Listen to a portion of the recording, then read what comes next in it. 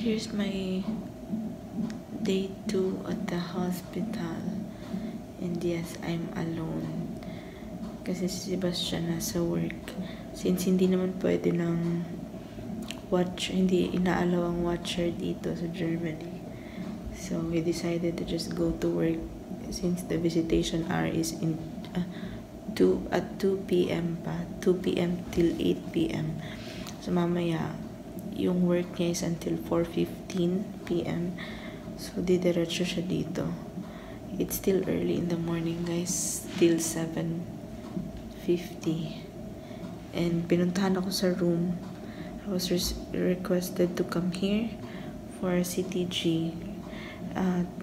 Nagsi-CTG ako twice a day to monitor the heartbeat and the contraction. So yeah, one in the morning. I'm having CTG once in the morning and then in the evening. So I was taking my guys, tawag ito, sugar blood test. Kasi sinerve na yung breakfast. Dapat mag-sugar blood test ako before breakfast and 1 hour after breakfast, before lunch, and then 1 hour after lunch, and then so on. So nag-take na ako ng before breakfast na sugar blood test, and kakain na sana ako ng breakfast, but then dumating yung nurse. Nagsasalita pa siya ng Deutsch and di ko siya mag-gets, kaya sabi ko sa kanya, what? So doon na nag-gets na niya na English pala. So medyo nahirapan talaga siya guys. Hindi talaga siya marunong mag-English. Yun yung pinoproblema ko dito pag ako lang mag-isa. So tinuro na lang niya itong ganto. Kasi binigyan nila ako ng ganto. Kaya nag-gets ko na, okay. Ibig sabihin is pinapapunta ako dito for CTG. So ayun, pumunta na ako dito. Kasi hindi talaga siya nakapagsalita ng English, guys. Gets ko naman. Hindi naman lahat talaga marunong mag-English. Kahit ako, hindi naman ako magaling mag-English. So yun. Ni-ring ko yung bell sa entrance kasi guys, hindi always open yung door. Kailangan mo mag-ring and then may speaker doon mo makakausap yung So nag-isip pa talaga ako nung sasabihin ko, kasi nga pag ang gumagawa nun si Sebastian talaga, siya yung kumakausap sa in charge kasi nga Deutsch. Buti na lang yung naka-assign ngayon na nurse is magaling siya mag-English kasi medyo young pa siya. Hindi medyo young pa talaga siya. Parang siguro taga-Ausbildung pa yun siya. And she's so nice and so pretty. And now I'm having pero medyo nahirapan siyang hanapin ang heartbeat ni baby. Pagkakabit niya ng CTG, sabi niya siguro sobrang aga pa, wala pa sa mood si baby na kaya pinahiga ako sa left side, tas ngayon sa right side kasi hinahanap niya yung heartbeat ni baby. Hindi niya mahanap kanina sa left side. Kaya ayun, buti na lang medyo mahina lang yung heartbeat, yung guys, yung sound. Pinahinaan niya kasi nga maaga pa. Pero yun, kung maririnig niyo, yan yung heartbeat. So far normal naman yung heartbeat, and then may nakikitaan na kasi ako ng contraction the last days, guys. Kaya need talaga i-monitor. Hindi pa naman siya yung yung tuloy-tuloy na contraction. Paminsan-minsan pa lang may contraction ako. But sabi ng Frauenarzt ko nung chinek niya, close pa rin yung cervix ko. So hindi namin alam. Siguro after 3 days na ma-monitor yung insulin ko, yung sugar blood test ko, siguro that's the time na magsa-start na silang bigyan ako ng pa-open ng cervix, kasi yun yung advice ng Frauenarzt ko, ng OB ko, na bigyan ako ng pampa-open ng cervix kasi hindi pwedeng lumagpas sa due date, kasi nga dahil sa blood sugar ko, and si baby is malaki, 3.5 kilos na siya, guys. So, yung due date ko is next week. So help me God. So, yun nga. Di pa ako nakakain ng breakfast. Pero 30 minutes lang naman siya guys. Ayan yung heartbeat. And then yung sa contraction yung isa. And yan. Siguro pagbalik ko na ako kakain ng breakfast. Hopefully hindi pa nila kukunin. Hindi naman siguro nila kukunin kasi di ko pa siya nagalaw. And wala ako dun. Ewan. Bread yung breakfast guys. Pero before pumunta si Sebastian sa work is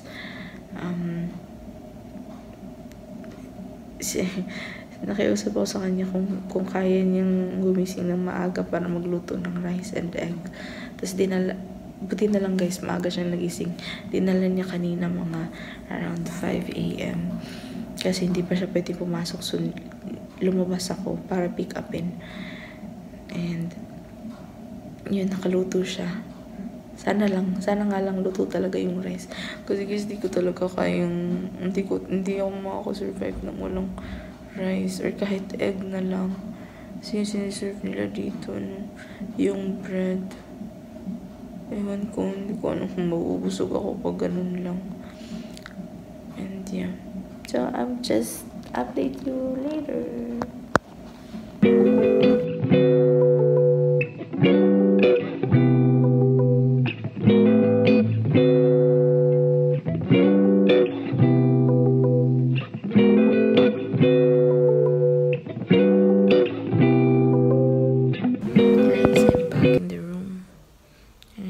Eat my breakfast.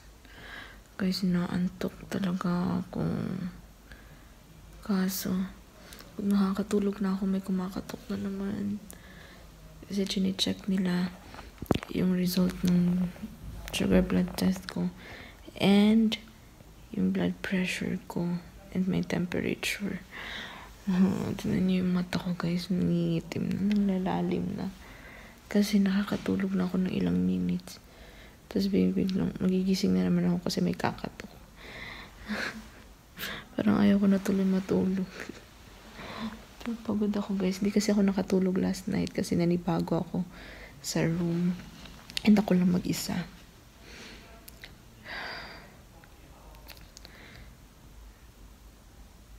Medyo masakit yung tiyan ko. So, kahanap ako ng komportableng posisyon para makatulog. Kanina guys, may kasama ako sa room. Kanina madaling araw hanggang ngayong umaga. And nakatulog ako, tapos pagising ko wala na siya, pati yung bed niya. I think nanganganak na siya ngayon. Or siguro nanganak na. Hindi ko alam. So ako na naman mag-isa dito ngayon guys sa room. Hey guys, kakatapos ko lang mag-test ng sugar ko before lunch. Ang dilim, saan ba yung ano dito?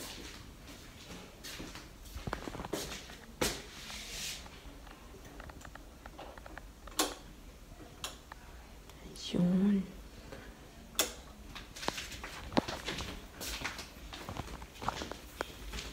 May dinala na silang lunch. So let's see what I've got. Oh, great. Kung pangit ko.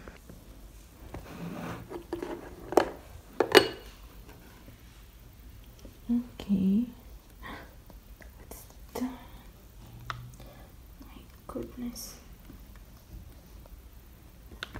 Pero try natin yan.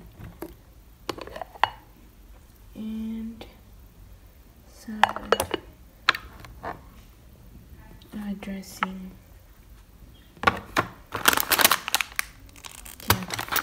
So that's my lunch for today. Tatry ko siya guys. Mabango na siya. Feeling ko masarap. Sana nga masarap.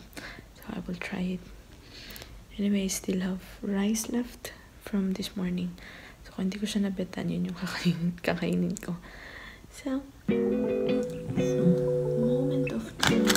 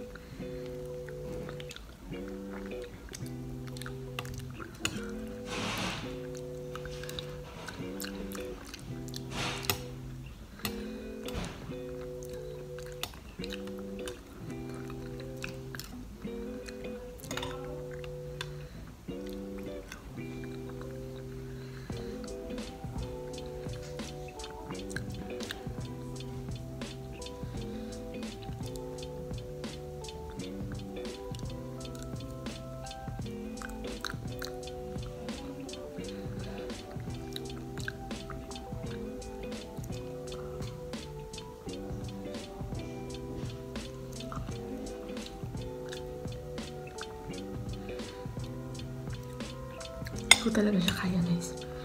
Siya kaya kainin. So, yun, guys. Tapos na akong kumain. Trinay ko talaga siya, guys. Trinay ko siyang kainin kasi nga mabango. Akala ko masarap. Siguro sa kanila masarap, pero di talaga ako sanay sa pagkain nila dito. Ano siya?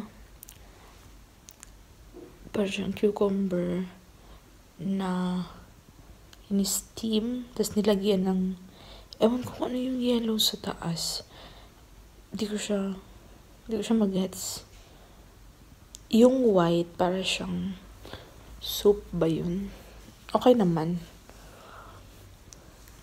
Pero hindi ko naman talaga siya pinilit, guys. Trinay ko, kaso parang naduduwal ako. Hindi naman sa hindi masarap. Hindi ko lang talaga siya ma-appreciate kasi hindi ako sanay sa ganung pagkain. So, ginawa ko, yung tira ko na lang na rice yung kinain ko kanina.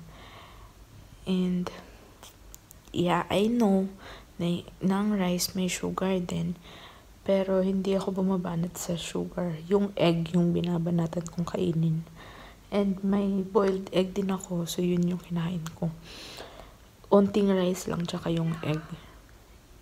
Kahapon nga, binigyan nila ako ng yogurt. May sugar din naman yun. Tapos, bread, may sugar din. So, inaano ko na lang para lang magkalaman yung tiyan ko. Kasi hindi naman ako pwede magutom. And, mag-aantay na lang ako ng 1 hour, guys. And magte-test na ako ng blood sugar ko. So, yun. Gusto ko na umuwi para makain ko na yung hindi yung gusto ko kasi hindi pwede. Pero at least, 'di ba, makakain naman ako ng maayos. Oh my goodness. So as you can see, guys, ako na lang mag-isa. So feeling ko talaga yung kasama ko kanina, nanganak na siya. Kasi binalik yung bed na lang. Tapos may, feeling ko bagong bed na to. Siguro transfer na siya sa ibang room. So, ako na naman dito mag-isa. Let's see kung may bagong dadating. Okay, guys. Round 2 of my CTG for today. Yeah. And so far, the heartbeat of the baby is good. But let's see what is the update of my contraction. Okay. Hi, guys. So, it's already evening.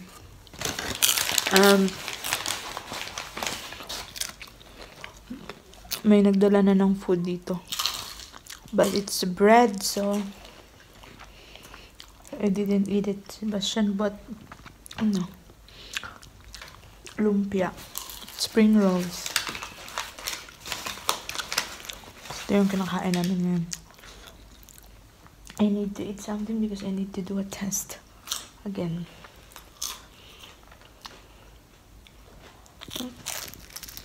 He's from work. Okay, guys, we will enjoy the food now. Bye.